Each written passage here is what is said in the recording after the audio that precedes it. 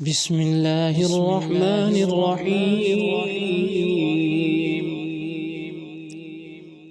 الرحمن علم القرآن خلق الإنسان علمه البيان. الشمس والقمر بحسبان والنجم والشجر يسجدان والسماء رفعها ووضع الميزان ألا تطغوا في الميزان وأقيموا الوزن بالقسط ولا تخسروا الميزان والأرض وضعها للأنام فيها فاكهة والنخل ذات الأكمام والحب ذو العصف والريحان فبأي آلاء ربكما تكذبان خلق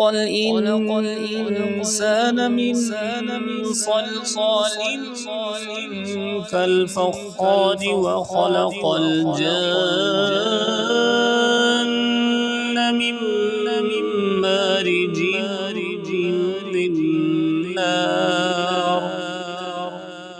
فبأي آلاء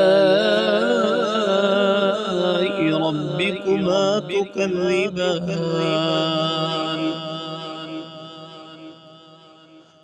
رب المشرقين ورب المغربين فبأي آلاء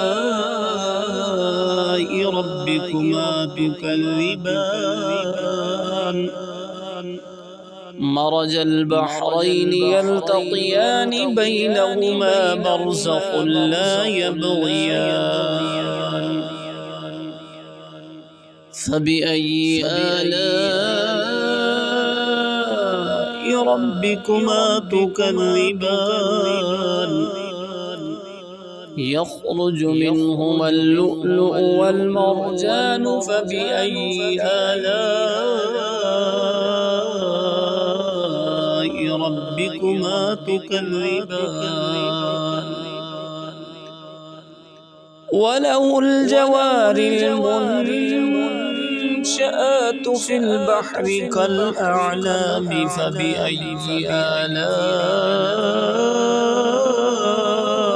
ربكما تكذبان